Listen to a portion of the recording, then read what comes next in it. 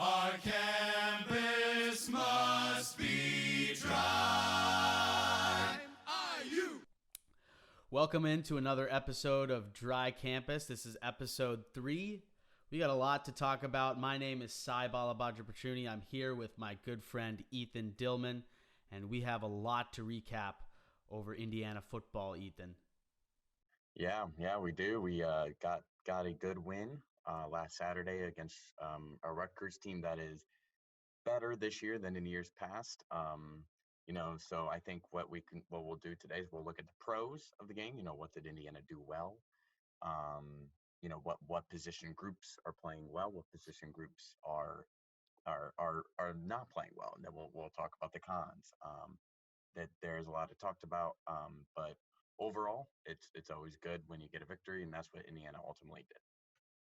Yeah, and for the most part, I think we played a good game on both sides of the ball. For the majority of the game, we were the ones in control.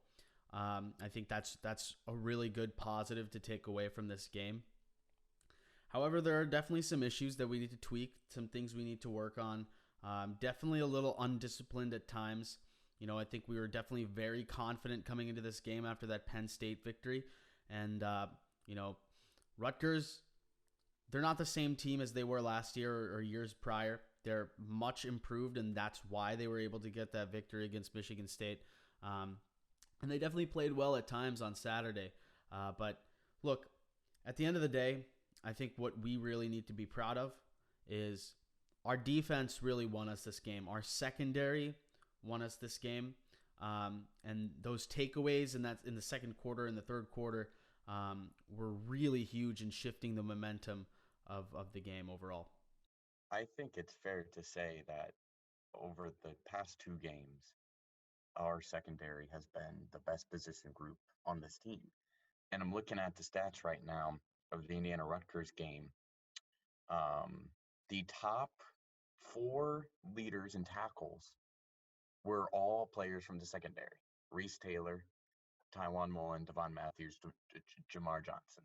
All 4 top are leaders in tackling. And usually that's not the case. Usually it's the linebacking group that gets a lot of those tackles because they're in the middle of the field. They naturally, get a lot of running backs coming at them, etc. But that just shows you how good the secondary is. Also, Taiwan Mullen, he had 2.5 sacks for a corner.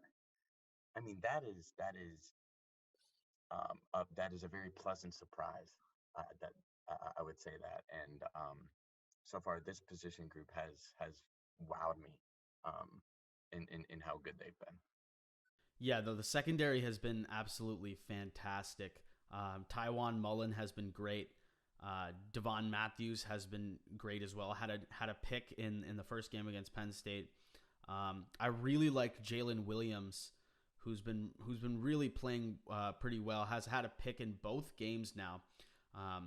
So the secondary has led the charge on the defensive side of the ball, being able to force those takeaways.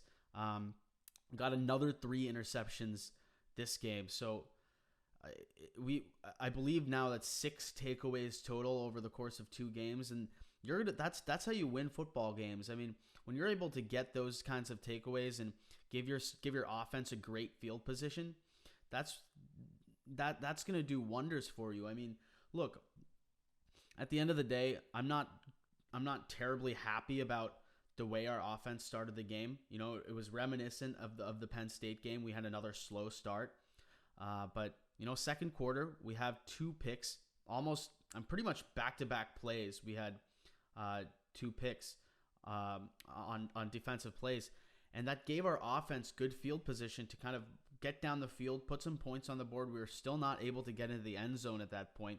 Got a couple field goals, but really just shift momentum in our direction and say, all right, the defense has us down. We're going to give the offense time to kind of settle in and get themselves moving, and eventually Penix started to really ball out and get that offense rolling. So that the way the defense played in that second quarter was really key to getting us rolling and having us win this football game. And the one thing I think is really important is even though the secondary has been incredible, the linebacking core and the defensive line has kind of picked it up behind them. They haven't been slacking off either. I've loved what I'm seeing from this defensive line in terms of the amount of pressure they've been applying to the quarterback.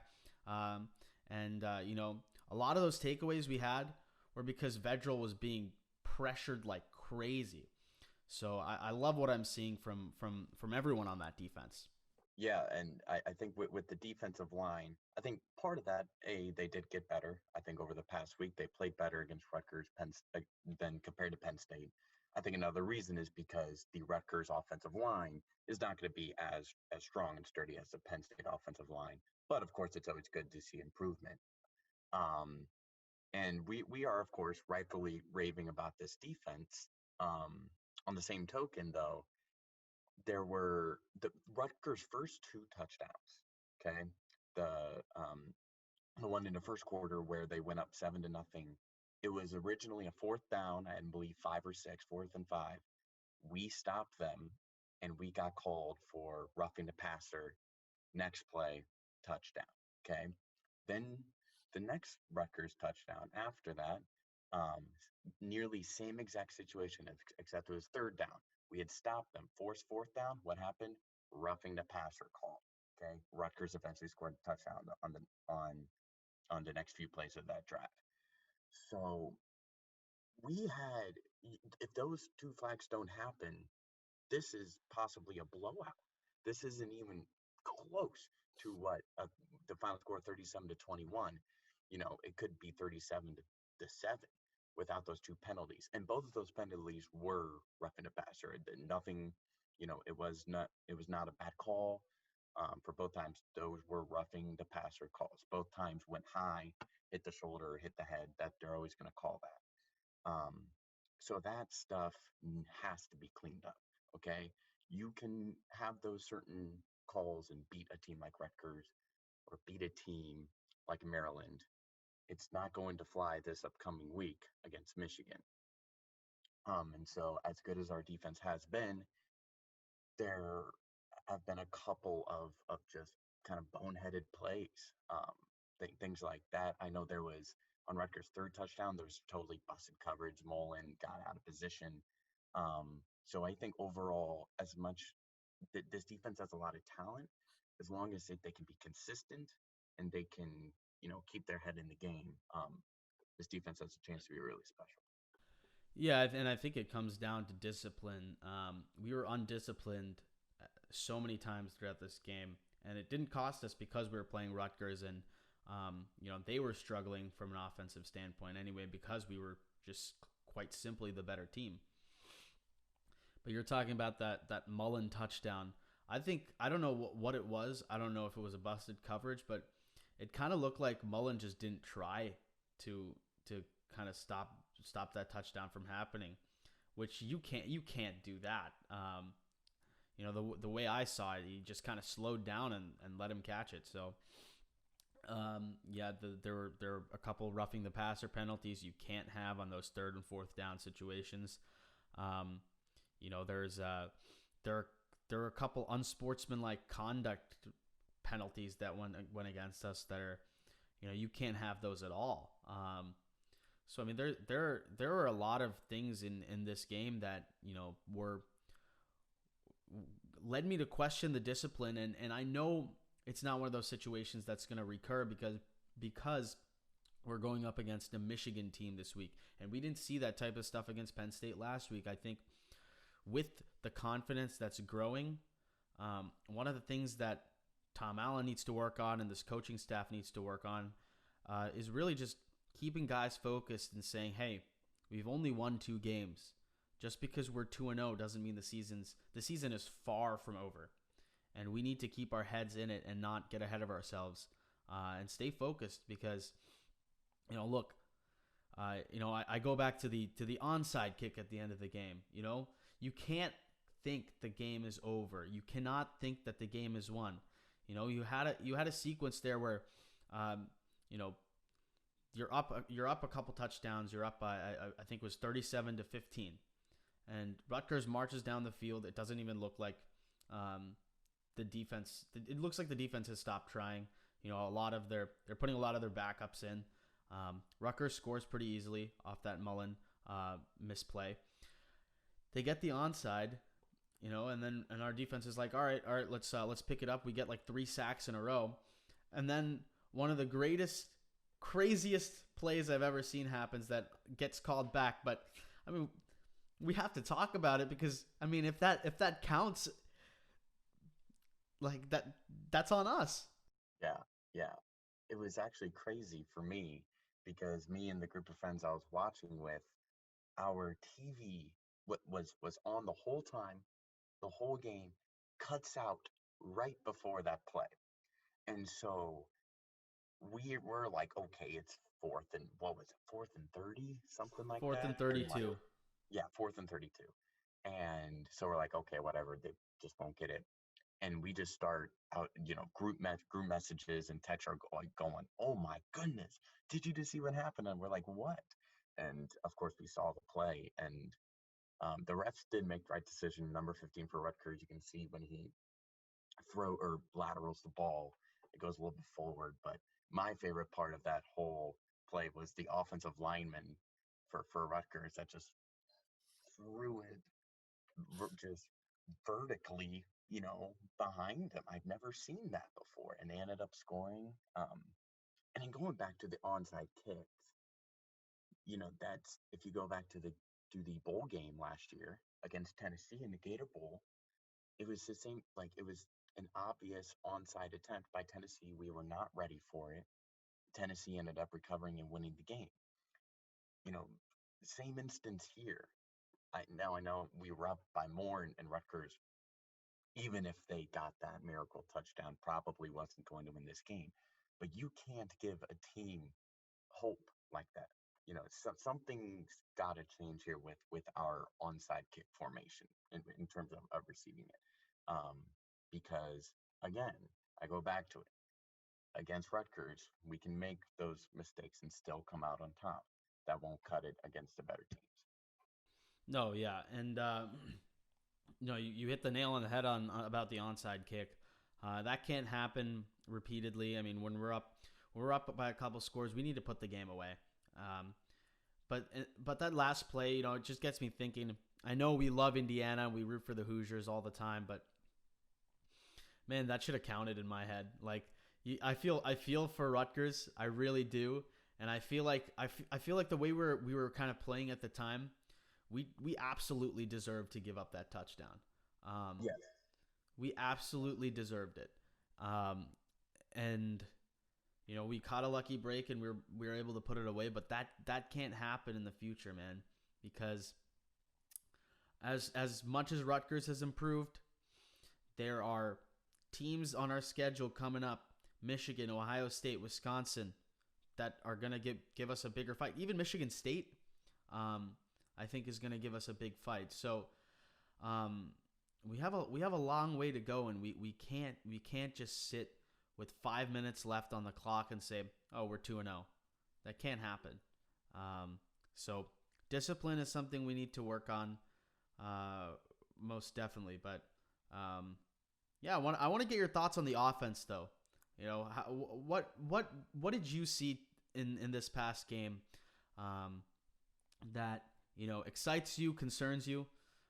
Give me your recap of the offense. I think I have a little bit of both in terms of pros and cons for this offense. I think they played better than they did against Penn State, so that's an improvement. Um, Again, though, off to the slow start. Um, Players dropping balls. I know I was, taking notes during the game, and I was looking through them right before, and all I saw was catch the ball because we just sometimes Penix will put a little bit put too much heat on a ball, and then it'll hit the receiver's hands and they'll drop it. Kind of on both parties in that situation. But once kind of the middle of the second quarter hit, um, Panic started to get into a rhythm, and when he gets into a rhythm, his passes are extremely accurate, on point, only where the receiver can get it. Um, And I think Penix had a great game. I really did. 17-26, 238 yards, 3 touchdowns, and then most importantly, 0 interceptions. He never gave Rutgers, he himself never gave Rutgers a chance to come back into this game. And I remember, I mean, having Penix is so valuable. I remember it was a 3rd and 8 on a drive. It was earlier in the game. We were maybe down 3-7 or 6-7, and they just called a quarterback draw. Boom, 20 yards, first down. It's nice to have a quarterback that is able to get out of the pocket and run. And I actually think we can use him more in the running game. Whenever he runs, it's always for a good, it's always a good play. He had 6 carries for 20 yards on Saturday. I feel like he can up those carries, maybe use some more run pass options with him and Scott or him and James.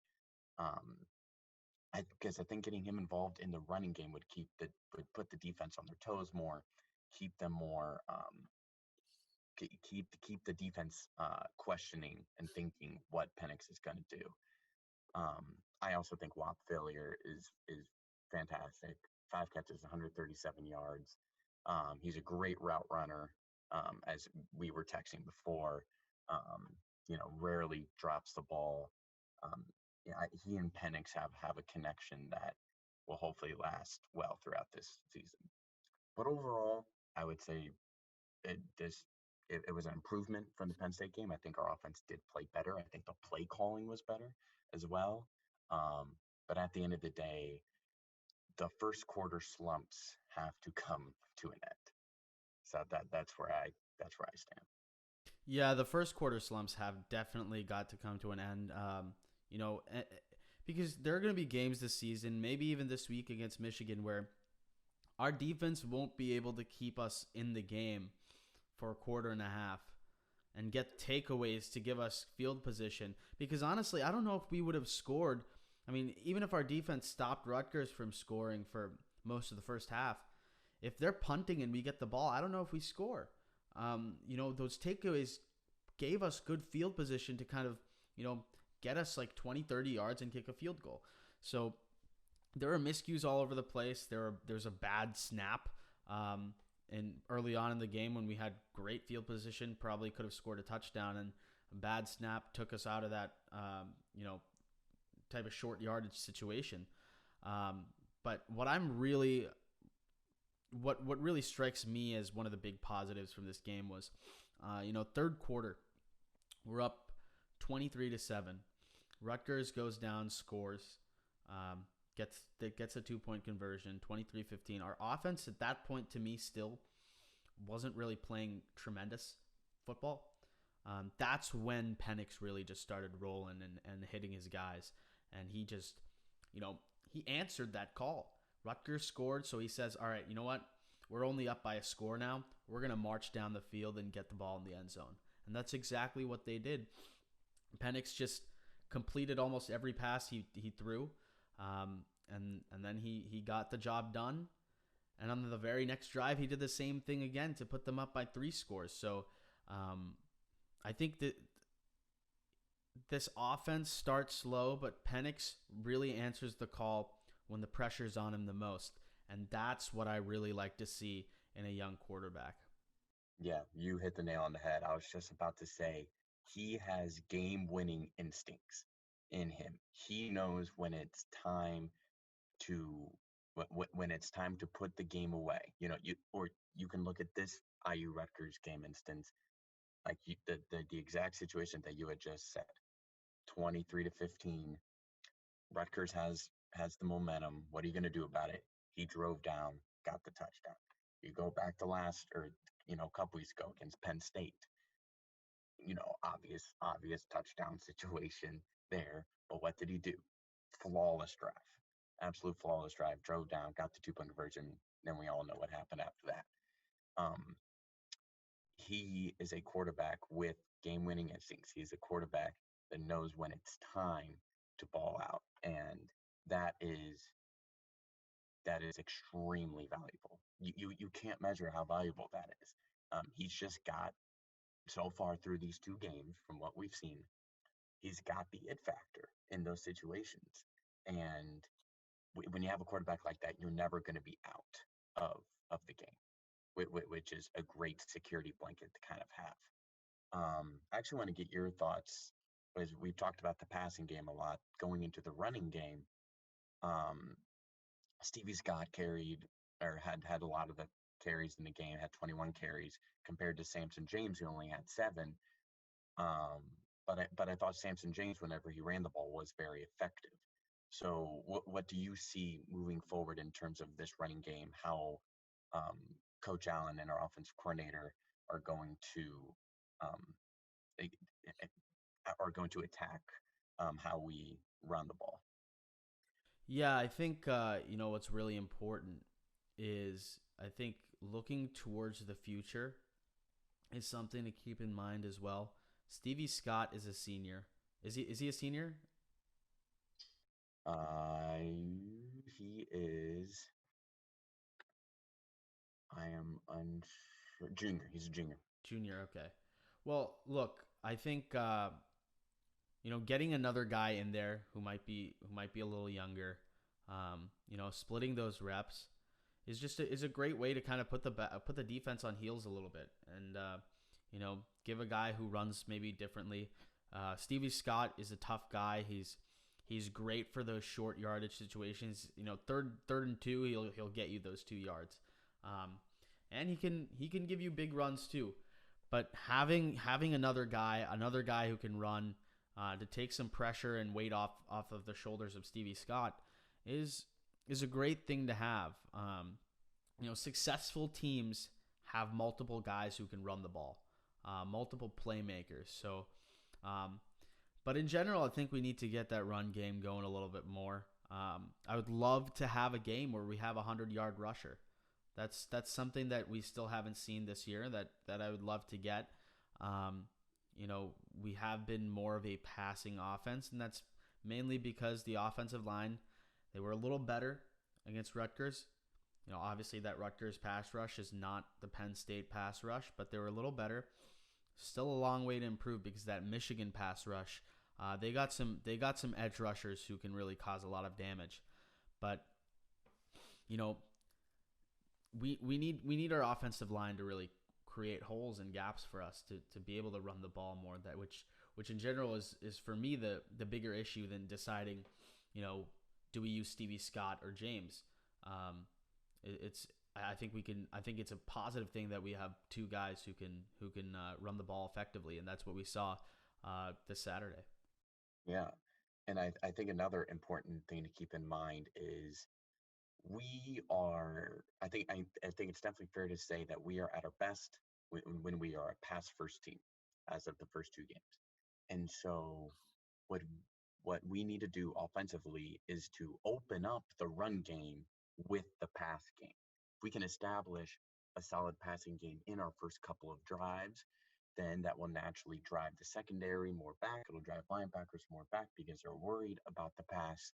Then once the defense becomes worried about the pass, that's when you start running on them, get them out of position. Then you get the defense completely guessing, and the offense is always going to be one step ahead. And so I think establishing the run with our strong passing game is going to be important um, going into the future.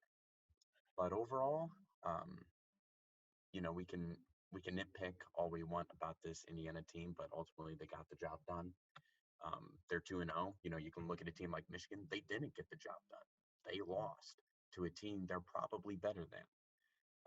And so at the end of the day, it's good and important that this team focused, kind of got um, their uh, butts kicked in the first quarter, but at the end of the day, they pulled it out. Yeah, they did pull it out, and it was a good, solid, emphatic victory where we controlled most of the game. I did want to before we kind of move on to talking about some things happening in the Big Ten or previewing this upcoming Michigan game. I wanted to get your thoughts on just the play calling on offense, because there are times early on in that game where it kind of left something to be desired. Yeah, I remember like it was a first drive and it was like a screen pass, directly right and it was busted. Second, it busted 3 yard loss. And um, I think with this type of offense, going vertical is going to be the key because when Penix gets an established pocket around him and he gets time to throw, he's most likely going to make that throw.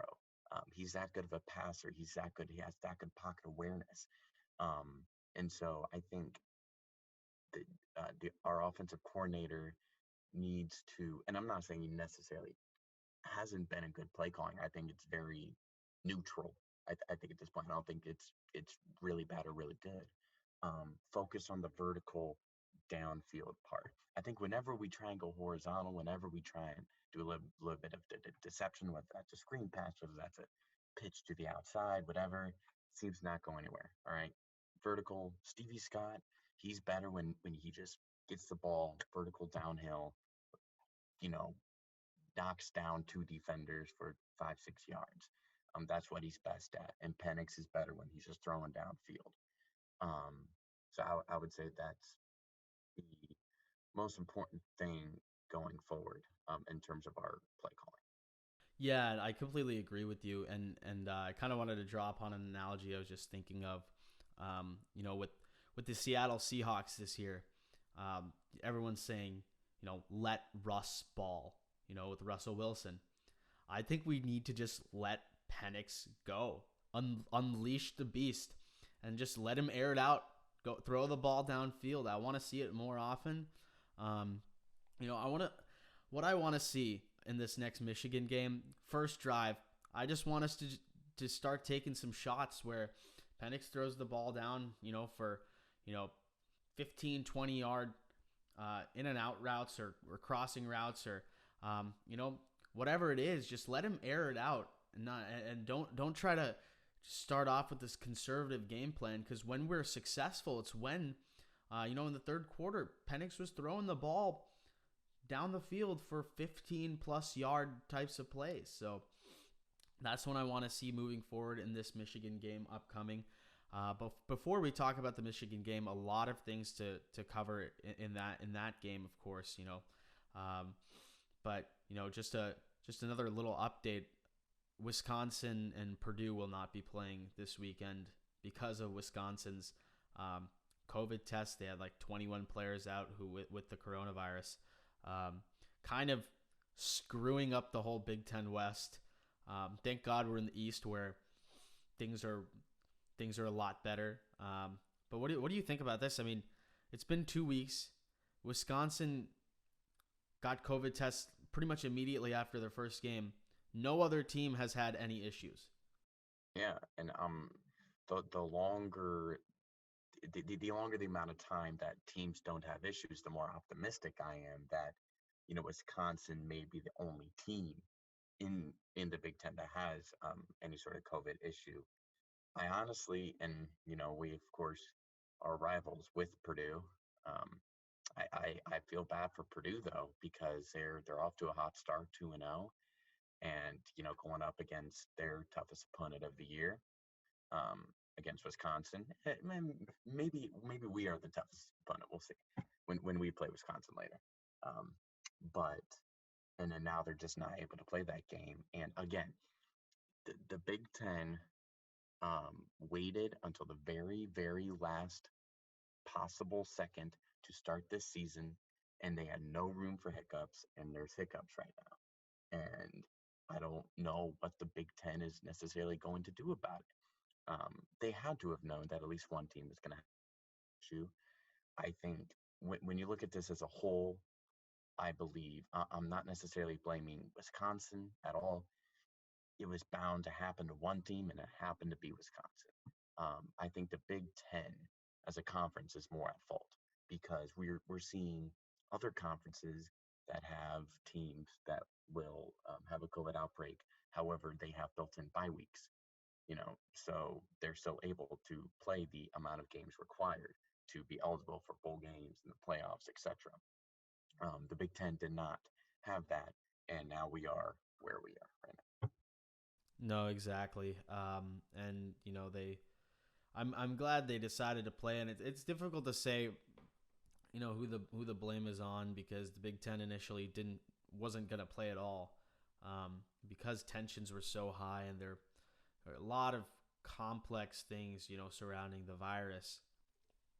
But yeah, it's gonna be something close to follow, whether or not Wisconsin can kind of pick up that slack and still um, be on top of the Big Ten West, because you're gonna have a situation maybe where if Purdue or Northwestern play 7 games and go 6-1, but Wisconsin goes 6-0. I don't know if that's fair, because Purdue's not gonna play Wisconsin. You know what I mean? Exactly. And now we are probably the toughest opponent on their schedule since they don't play Wisconsin anymore. No, yeah, and yeah, so it's gonna be interesting to see. Hopefully, no teams in the East get the virus, and we can play out our schedule as normal, and kind of prove our worth for the rest of the season, which we'll have to do this upcoming weekend against a trap Michigan team who, we cannot look at the fact that they lost to Michigan State last week before prepping for this game. This is still a massive game, and I still trust that Michigan is a very good team. Yes. Going back to just how massive this game is, this is probably the largest IU football game in 25 plus years. I think it's definitely fair to say that. A ranked Michigan team who we haven't beat definitely in my lifetime, going even further back. This is a team that is still a very good team, coached very well by Harbaugh. Joe Milton, I believe, is a good quarterback. He threw for 300 yards against Michigan State. That's good. Just had no touchdowns. That needs to improve. He was also their leading rusher, 12 carries for 59 yards. But at the end of the day, we just have to know how important this Michigan game is. Yeah, so I mean, it's a massive game. I think Michigan has won the last 24 games in between the Indiana and Michigan games. They've won the last 39 of 40. Our last win against Michigan came in like 1988 or something like that. It's crazy how long it's been since we've beaten Michigan. But look, it's a different year. We're playing really well right now. This is probably the best we've played, and rightfully so. We have our best ranking in almost 30 years. At 13, we're ranked higher than Michigan in this game, which is why it's an even bigger game. Number 13 against number 23 Michigan. And look, a lot of people said coming into the season, especially after that first game that they played, that Michigan was maybe the second team to beat after Ohio State in the Big Ten, especially after we beat Penn State. And then they lose to Michigan State, and now nobody knows what to believe. And, there's a lot of adjustments we have to make mentally on, how good certain teams are. At the start of it, Michigan beat a Minnesota team that was ranked in the first week of the season. A Minnesota team that then went on to lose to Maryland. So you have to you have to start thinking about it as, Minnesota's not that good. Minnesota's defense couldn't stop a tire fire. Minnesota's defense is so bad that Maryland, who lost 43-3 against a Peyton Ramsey-led Northwestern team, came in under the leadership of Taulia Tagovailoa and won in overtime. And then Minnesota missed an extra point to tie the game in overtime. Minnesota is not a good team. It has a terrible defense. That's why Michigan was able to score 49 points on them. Michigan State went up against a much highly improved Rutgers team and lost because they had 7 turnovers. They didn't turn the ball over against Michigan. Michigan State is better than what we thought they were. Rutgers is better than what we thought they were. Minnesota's a lot worse than what we thought they were. And Michigan is not a tremendous team. Michigan is currently confusing me right now. I really don't know how good this team is. They've had two games, a game in which they beat Minnesota. Now I know Minnesota is not as good as what we thought. They did beat Minnesota handily. It was 49-24 blowout. Not a good game for Minnesota. It was a blowout from Michigan. Then they play Michigan State and they lose, but now we're like, okay, well, how good is Michigan State? We don't really know now because they had just lost to Rutgers, but now they beat Michigan, and we all know Rutgers is better than years past. Um, I think we can talk about this for hours, quite frankly, but at the end of the day, we have a game at noon on Saturday against Michigan, um, and we have to take care of business. And I think it's important for the coaching staff and for the leaders of the team, assuming it's Penix and McFadden and Mullen and Villier, to get the guys ready, get their head in the game. Doesn't matter who you're playing. If you're playing Michigan, Ohio State, Maryland, it doesn't matter. You go out there, you play your hardest, you improve upon what you have not been playing well at. So for Indiana, what? It's getting better at the run game. It's not making the bonehead penalties. It's getting to a faster start on the offensive end. All of those things we need to start witnessing, and Michigan, yeah, they're a tougher test than maybe other teams, but um, those cons that we talked about during the Rutgers game need to start being improved upon during this Michigan game. Definitely. And I think, we have to focus on the game and thinking about what team's better than who and all of those different scenarios is not, it's not really something that's going to affect the outcome of this game. I think at the end of the day, it's two pretty evenly matched up teams, and it's going to be a toss up, and it's about who plays better on Saturday. It's really all that it comes down to, and there are a few keys for us that watching film of those previous games that Michigan has played that we need to be aware of. Number one, just watching that Minnesota game, they're running the ball a lot. Michigan loves to run the ball. Their running back Hassan Haskins has been playing really well. He kind of ran all over Minnesota. And another thing to consider is that Michigan runs a lot of RPOs with their quarterback Joe Milton, who's a really athletic guy who can run the ball well. He's a dual threat. So he was running all over the place in Minnesota, and and he did a lot of that in Michigan State. Although Michigan State did a lot better of a job, containing the pocket and forcing him to throw, and their secondary did a good job of covering receivers. So one of those things that we struggle with is stopping the QB run. As well as our defense has played over the last couple of games, I think the one area of improvement is really being able to stop that QB run. I think Sean Clifford for Penn State ran for over 100 yards against us, and that's not something that can happen in this game because Joe Milton is a dual threat. Even Vedral had a couple of good runs in there, and he's not a mobile quarterback by any means, comparing him to other guys of the Big Ten. So at the end of the day, that's one thing that we really need to focus on, is stopping that quarterback run.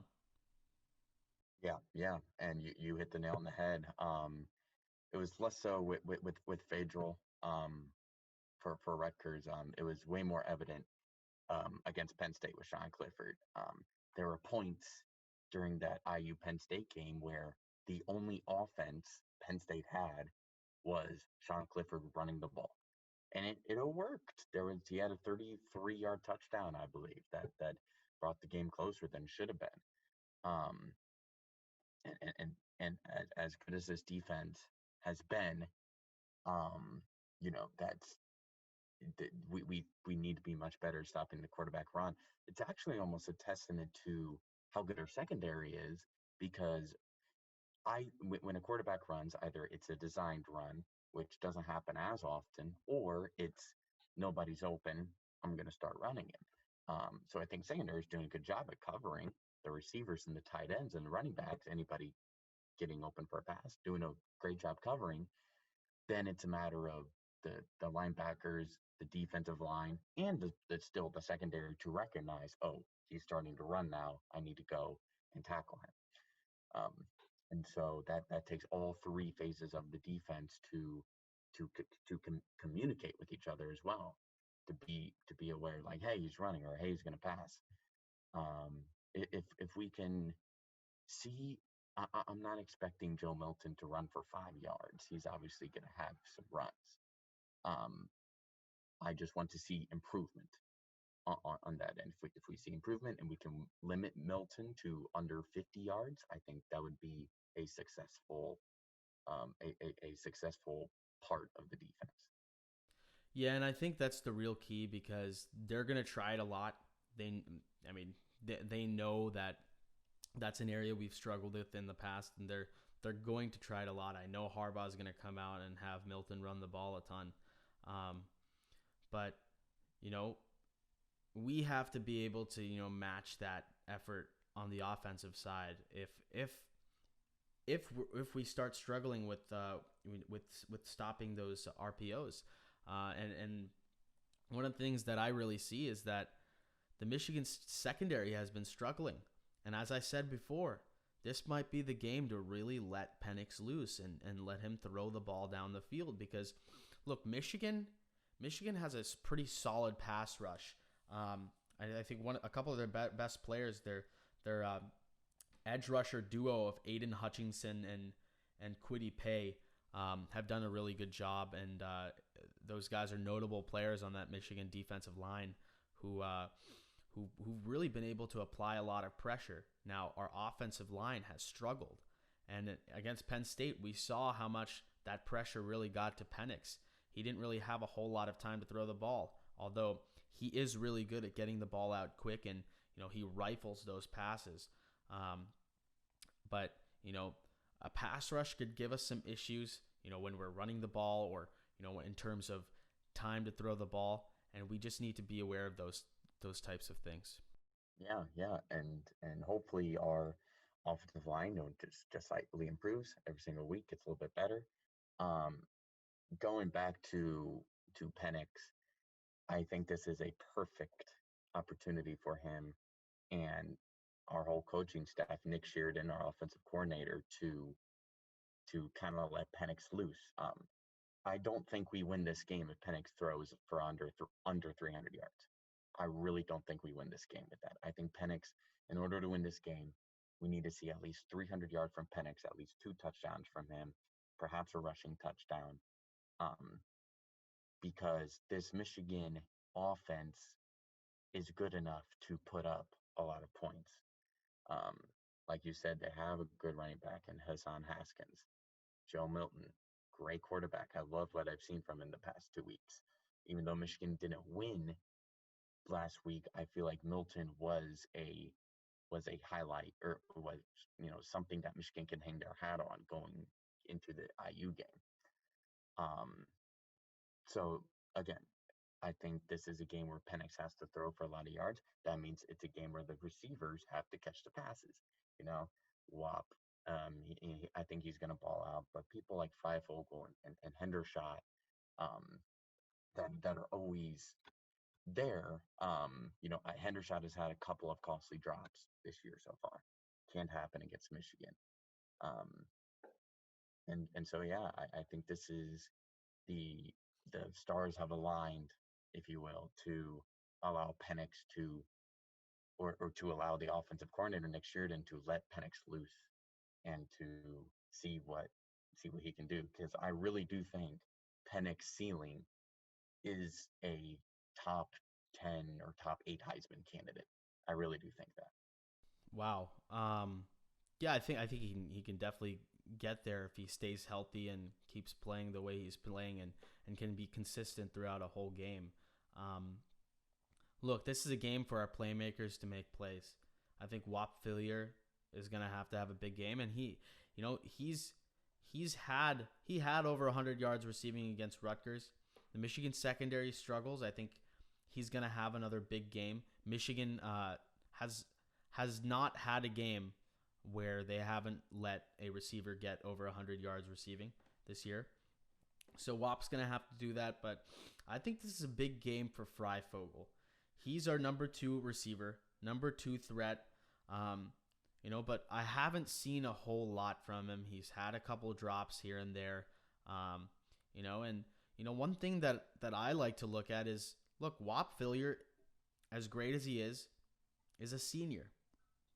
We're going to need receiving threats for years to come because Penix is young. He's got another year or two after this year as our quarterback. So we're gonna need to supply him with those receiving threats. And Freifogel is a tall guy, a big guy who I feel like if Wap Fillier is the best route runner, Freifogel is that type of guy where you expect him to throw the ball up, give him a jump ball, and he'll come down with it because he's got that size and height advantage. So that's something I want to see develop. I want to see him have a big game. And like you said, Penix is going to have to throw for a lot of yards, and I think he will. It's going to be a great game. I think those are some key guys that have to have good games. And lastly, I just want to shout out one dude in particular because we haven't talked about him on the podcast yet, but my player of the week, Ethan, is Charles Campbell, the kicker.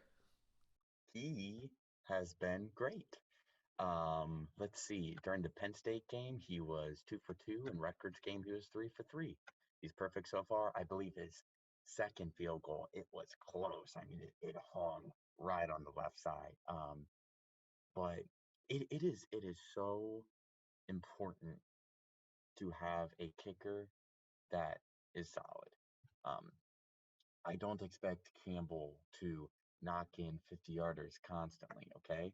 But to have a kicker that seems to be comfortable within 40 yards and less, that's extremely valuable to have. That's an asset. That's a weapon that we have, and it gives Coach Allen more confidence in certain game situations. Let's say we're down 3 with however many minutes to go, right? And it's 4th and 2 or 3. He can feel more confident about giving Campbell the chance to knock it in and tie the game rather than risking going for it. That's one specific situation, but there's a lot of situations like that. He's been a blessing for sure, or blessing in disguise, maybe, if you will. Our punter too, he's been pretty solid, averaging 37 yards a punt. Solid special teams it can win you games. Solid and bad special teams can lose you games. And it's Absolutely. looking like we have good special teams, which is a big pro. Yeah, no, I mean, and Campbell's he's just a reliable guy. He'll make you the kicks that you need, and I have a really good feeling that it's gonna be one of those games where we're gonna need those types of kicks. It could be like a 3-point win. I mean, that's like if you follow the betting and stuff like that, it's a 3-point spread right now currently that they have Michigan favored to win. But it's one of those games. It's going to come down to the wire. I feel like a kick or two is going to make the difference. So we're going to need him to, continue playing the way he's been playing, and our special teams, I think, has been great. Look, it's really just going to come down to little things here and there. Certain plays that go right for us or go right for them, because I honestly think these are two really even football teams going up against each other on Saturday. and really fighting for that spot of saying, hey, we are the second best team in the conference behind Ohio State. And I think if Indiana gets this victory against Michigan, we're gonna really make that statement by saying, hey, we beat Penn State, we beat Michigan, we are the second best team in the East. As emotional and as exhilarating as that Penn State game was, this game, if we win it, will be more of a statement for the program than the Penn State game because it's Michigan. Because it's Michigan football, a powerhouse, a team we haven't beaten since the 1980s. Not only would we be not only would we be beating Michigan, we would also be solidifying that number 2 slot, or not solidifying, we'd be positioning ourselves well for that number 2 spot in the East. Whatever happens in the Ohio State game happens. We all know Ohio State is on a whole other level this year. I quite frankly think they're the best team in the nation.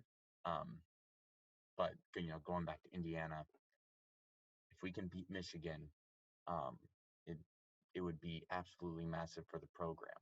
You look at 16, 17-year-olds that are looking to go somewhere to play college football, and they see Indiana knock off Michigan. you know, they're like, oh, maybe I want to come over here now. Go to IU. And over time, maybe 5-star recruits will begin to notice IU, and then there you go, right? So I I I don't want to necessarily. I don't. I hope the players don't get in their heads and get scared, not or scared or a little bit timid because of how big this game is, and I don't think they will. But I do kind of want them, and I'm sure they do. And the coaches have hopefully been harping on them like this is an important game, but let's just calm down, play the game. What's going to be extremely important: no turnovers, right? No boneheaded penalties. Don't lose. If Michigan's going to win the game, make them earn it, and if Michigan simply outplays us, you tip your hat. But you cannot give Michigan any sort of life. You can't. Don't lose the game for Michigan. Make Michigan earn the win. Yeah, I think in the past, I think even last year, I think we kind of lost the game that we played against Michigan. They beat us pretty handily, but you know, before that, we had a couple games go to overtime. It's been close games that we've given Michigan, in in the recent history, um, and it's similar to our relationship with Penn State. We just have to get over that hump, and we got over that hump with Penn State this year, and hopefully we can get over that hump with Michigan. And I think you said it very correctly. The goal is to be second in the East because Ohio State's on another level. They're probably the best team in the nation, and yeah, we'll have if we go into that game, playing really well, maybe it'll be fun. Penn State only lost by 13 points, and they're even as 0-2, they're still one of the best teams in the East. They just had a stroke of bad luck against us, and then went up against the best team in maybe the country. So, you know, overall, man, I'm just so excited for this game. And you know, how about we get to some predictions? Let's start with you. I think Indiana wins it. I think it's 34-31. I think Penix throws for, let's say, 328 yards for 2 touchdowns. He'll have 1 interception that will cost us, during the game, but I think he'll get back. I think Stevie Scott and Samson James kind of run equally there. And going back to Campbell, I'll give him a game winner. 38-yard field goal for the win. 34-31, Indiana wins. All right. So I know when we started off, and even last week, I was thinking this, that we would lose this game to Michigan. I have changed my mind, Ethan Dillman. I have changed my mind. I think Indiana is one of the best stories in the nation right now in college football. I think people are talking about that, but more people need to talk about that, and more people need to put some respect on our name. it's an opportunity now to say, okay, that Penn State victory was not a fluke. And I think we go in and we beat Michigan 31-28. And I think I'm not going to go and say it's a game-winning kick. I think we have our kick early on. But I think we start scoring touchdowns afterwards. I think Penix has 280 yards and 3 touchdown passes with 1 interception. And I think Penix runs for 50 yards. Ooh, that's a good prediction. I like that. That's and here's where I differ from you. I think we win on a big 4th down defensive stop, baby. That would also be. I'll take either one. Game-winning kick, defensive stop. Either one I'll take. I think it's going to be a really fun game. I can't wait. But this is Big Ten football. It's back, and Indiana is a football school now, Ethan. And this is really exciting. It's going to be a beautiful day in Bloomington, too. I think it's like low 70s, sunny. Going to be nice football weather. And I think both teams are ready to play. I'll say that. Oh, it's gonna be a great one, and prime time, 12 o'clock noon game, national TV. You love to see it. It's gonna be a good one, and and we'll be live tweeting it like we always do, ladies and gentlemen, on our Twitter @PodDry. You can follow us and follow along with all of our tweets. Thank you guys so much for listening to this podcast. If you're listening to it on Spotify or watching it on YouTube, we want to really thank you for all the support that you've given us. If you're on YouTube, subscribe to our channel. Smash the button. Smash the subscribe button. Smash the button. You can also give us some great comments. You can talk to us about what you might want us to talk about in the next podcast, and give us possible topics to look for. We're always looking for advice in terms of that. Or you can compliment my mustache. I love that too. Ethan hasn't talked about it in all 3 of our podcasts. He hasn't even mentioned it, so I'm a little disappointed. But thank you guys so much. And this was Dry Campus, and we'll see you guys next week. Our campus must be dry.